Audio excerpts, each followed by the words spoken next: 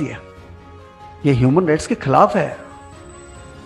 Batra hospital का chief doctor का मर जाना ऑक्सीजन की वजह से, और दिल्ली के सारे हॉस्पिटल्स में बैनर लगा दिए गए, नो ऑक्सीजन नो एडमिशन। ये बहुत बड़ा मजाक हुआ हमारे साथ। किस दिल्ली में जिसमें स्लोगन्स लिखे जाते हैं, बिजली फ्री, पानी फ्री, फला फ्री, वो फ्री, सांस फ्री नहीं।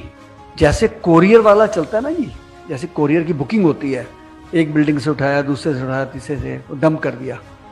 हमारे पास सुबह 20-22 कॉल जैसे आ जाती थी तो मैं रूट बनाता था, पहली सीमापुरी से, फिर दिलशाद गार्डन से, फिर विवेक विहार से, फिर फला जगह से। हम उनको स्लिप देते रहते थे, बॉडी गाड़ी में रख लेते थे, उसको बैग पे लिख देते थे, नाम, फोन नंबर, बंदे का नाम सब, और कहते थे आप शमशान पहुंचिए क्योंकि अभी हम घूम के आएंगे, 2-2.5-3 घंटे लगेंगे। हम लाशों की डिलीवरी ले रहे हैं। देखो आप सिस्टम देखिए कितना जबरदस्त बन गया।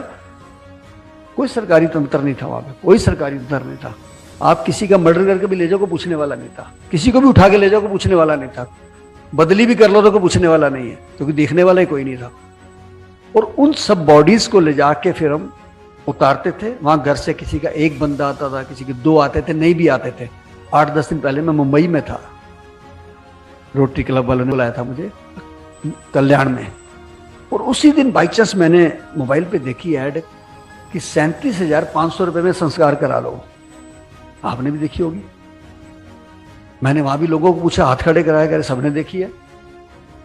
मैंने कहा यार ये तो कोविड में तो चलो ब्लैकमेल हो रही थी, कि अब ब्लैकमेल कैसे शुरू हो गई। मतलब कोविड के समय से एक बंदे ने, किसी ने देखा कि यार ये तो बड़ा बढ़िया धंधा है। तो आप 37,500 रुपए का बात कर रहे हैं, 50,000 में तो गरीब आदमी अपनी लड़की के हाथ पीले करता है जी। हमारे मुल्क के अंदर वो भी नहीं होते उनके पास जी, वो भी इकट्ठा करता है। मेरे पास रोज आते हैं लोग, एक घी का टीन दे दो जी, बच्ची की शादी है जी, 2 साड़ियां दे दो जी। उस मुल्क के अंदर 37,500 रुपए की एड निकालना, मुझे लगता है किसी को चढ़ा रहे हैं हम। मुझे लगता है कि किसी को हम चढ़ा रहे हैं कि हम रईस, मैं ही बथेरा दे दूंगा, क्योंकि आज ईश्वर ने मुझे ह्यूमन राइट्स के विषय में भेजा है और मैं इसकी आवाज उठाने वाला हूं और उनके खिलाफ एफआईआर भी कराने वाला हूं। तो अब थोड़े दिन रुक जाइए, मैं उसके ऊपर रिसर्च कर रहा हूं। मैंने बात भी कर ली है, मैंने क्राइम ब्रांच ऑफ थाने, वो थाने में है दुकान, ये बता दूं मैं। ये जो चल रहा था एक नेट, ये दिल्ली की एग्जीबिशन में लगाया स्टॉल, ऐसा कोई स्टॉल नहीं लगा था यार, हमने जांच कर ली थी। वो सब ऐसे ही चल रहा था, आजकल कुछ भी डाल दो। लेकिन जब करते करते करते करते हम पहुंचे तो थाने, मुंबई, यानी थाने से चल रहा है काम वो, और उसका कहना है कि मैं 5,000 लोगों की बुकिंग ले चुका हूं, 5,000 लोगों की बुकिंग ले चुका हूं मैं, और मेरा 50,000 करोड़ का प्रोजेक्ट है, उसने बोला मेरे को। तो ये भी मैं प्रधानमंत्री जी से बात करना चाहता हूं कि कुछ ऐसे लोग ऐसे नवी नवी ऐप बना के, नवे नवे सिस्टम ला के, ठीक है वो किसी का भला कर सकते हैं, करें, लेकिन ब्लैकमेल नहीं चलेगी, बिल्कुल भी नहीं चलेगी। हम उसका अब चिंता मत करिए, वो चल के आएंगे, हम क्यों जाएंगे। नहीं, आपके सामने बैठा हूं तो आप दो ओपन टॉक हो जाएगा ना। मैं हूं, थाना वाला मैं ही हूं। आप है ना, तो आप जो काम कर रहे हैं मैं आपकी बदसरना करता हूं, आपके खिलाफ मैं एफआईआर कराऊंगा, आपको जेल के अंदर भेजूंगा। आप गलत काम कर रहे हैं, देश के खिलाफ कर रहे हैं, देश के लोगों के अंदर हीन भावना भर रहे हैं। कोई गरीब आदमी 37,500 रुपया नहीं दे सकता है, लोगों के पास 3700 रुपया नहीं है, लोगों के पास कफन के पैसे नहीं है, लोगों के पास आटे के पैसे नहीं है। सर, मैं आप सामने बैठे, बहुत अच्छी बात है, मैं आपकी बदसरना कर रहा हूँ, ओपनली कर रहा हूँ। बहुत जल्दी प्रेस कॉन्फ्रेंस करके मैं थाने, सुनिए ना, थाने के क्राइम ब्रांच के चीफ मिनिस्टर से मेरी बात हो गई है और मैं आपके खिलाफ एफआईआर करा रहा हूँ। मैं ओपनली मंच से कह रहा हूँ, दिल्ली के पीएचडी चैम्बर में कह रहा हूँ, मुझे कोई डर नहीं है। मैं आपके खिलाफ कंप्लेंट, मैं आपके खिलाफ कंप्लेंट कर रहा हूँ। आपने सरेआम प्रचार करके लोगों के अंदर हीन भावना भरी है।